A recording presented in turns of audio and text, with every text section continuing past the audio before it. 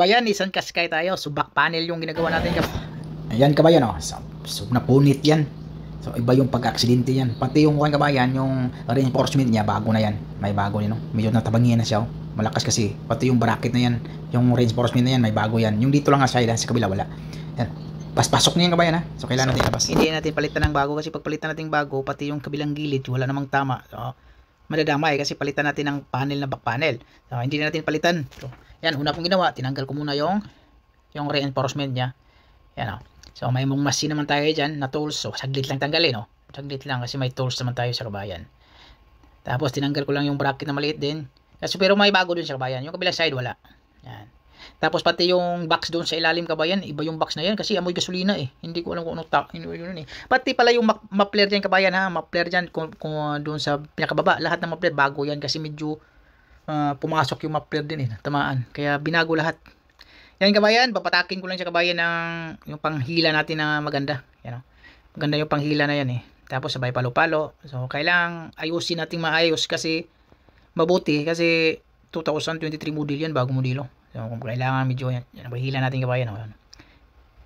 Yan, oh. Diba yung punit naman, i-welding lang natin ng MIG yan. So, walang problema. Tapos lagyan natin ng panel banding na yung pinakamatibay na panel banding natin.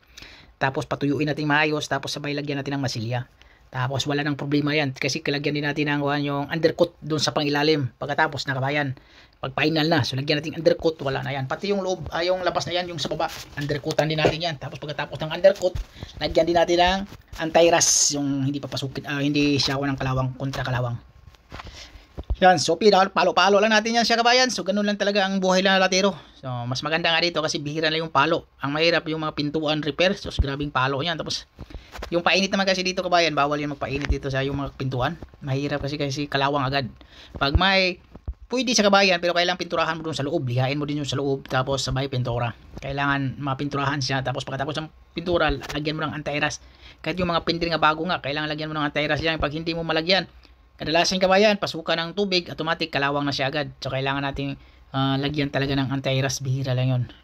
Na pag makalimutan, minsan hindi mo maiwasan makalimutan.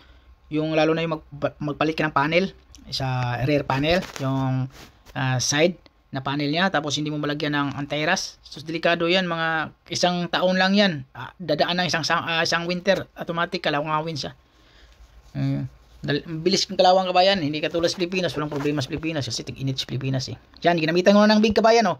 Yan, yung gamit ng big, pitik-pitik lang sa kabayan, tak, tirat, ubos, pababa, ganun lang. Hindi mo pwedeng i-kompleto yan na katulad ng acetylene na diretso. Kasi pabubutas kasi yan eh.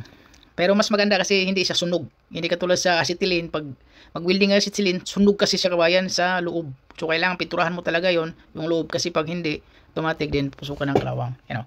So ganun lang. Pero matibay talaga pag MIG kabayan, iba yung kapit niya. Tapos sabay palo-palo, ayan, oh. Yan. So ganun lang siya kabayan. Marami, kabayan, tapos huwag kalimutan mag-subscribe kabayan, ha. Para updated kayo palagi sa mga tutorials ko mga ganito. Ang ganito naman kabayan, talagang palo-palo ka lang. Oh. Kaya tapos tingnan mo kung anong parehas kabila. Kasi yung kabila walang bangga yung kabila eh. Diyan lang naman eh. So yung medyo napunit kabayan, medyo humaba. Tapos lilihain din natin yan mamaya. Para tanggal yung, parang wala siyang winilingan din. Ganun lang. Pinakamagandang skill to sa kabayan, ha. Yung mga auto body technician. Kahit saan yung kabayan, ang bilis mong maka-apply basta mayroon ka lang certificate nga nagtrabaho ka sa ganyang company, ang bilis. Tapos yun kabayan, sunblast na tayo. Tapos na yun, nilihan na din natin yan, ha. Tapos sunblast na tayo. Tapos yun yung ginagayin ko ba yun, yung itim, yung panel banding yan, matinding panel banding yan kabayan. Talaga matibay yan. Tapos painitan natin para talagang kakapit sila ng kakapit. Tapos sa taas pala kabayan, no, sa may kuwan na mayroon palang pumasok. So kailangan natin ilabas diyan. Yan. Yan naman kabayan, yung painit diyan, mga 2 oras siya, okay na. 1 oras lang, 1 oras okay na siya. Tuloy-tuloy yung painit kabayan, ha. 1 oras, kailangan mayroon kang 1 oras tapos pwede na tayo magmasilya. Mayroon pala tayong kuha niyan kabayan, 20 hours. Pero saglit ko lang ginawa niyan kabayan eh. Parang kuha lang ata, 6 na oras lang ata akong ginawa niyan. 20 hours yung trabaho naman. Tapos yan kabayan, okay na yung kabayan, ha. Yung ilalim ng kabayan, okay na yung kabayan. Nalagyan na natin ng mga anti-rust yan. Walang problema na. So ito pala yung tinanggal natin kabayan, no? Yan. Binaguhan natin ganito, pati ito. Sus, nahirapan tayo dito magkabit kabayan. Tapos ito, pinilitan natin. Ito rin. Ito, kuwan to kabayan eh.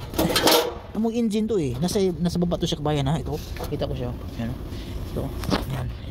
Ito yung cover niya. Ambot, ewan ko. Anong pangalan niya? Hindi ko alam eh.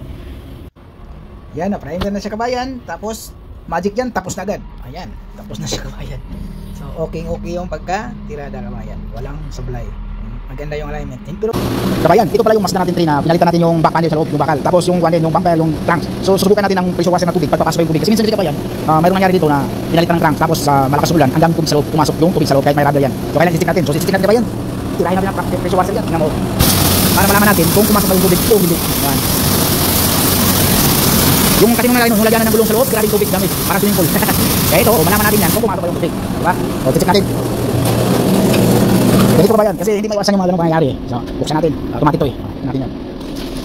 Yung ginawa kong nakaraan din, yung Honda, eh, hindi naman bumalik eh. Malakas yung ulan nakaraan. Tsaka yung mga isang linggo. Wala naman. O, tingnan mo kabayan. Kasi kadalasan dito pupasok yung tubig, hindi pa rin makita rin pala. Dito, pero walang problema yan. Basta dito lang tingnan natin eh. So, walang tubig kabayan, no? Diba? Walang tubig. So, walang tubig yan. Malakas yung piso na yun eh. Okay yung pagka-repair. Dito mga kabayan sa loob, grabing tubig. Kasi yung kadalasan yung paglagay ng sealer, importante talaga kabayan. Yung sealer, pinaka-importante yung sealer kabayan pag-repair. Yung welding na yan, kailangan i-sealer natin yan. So, okay, pwede kabayan. Huwag naman natin kabayan ha.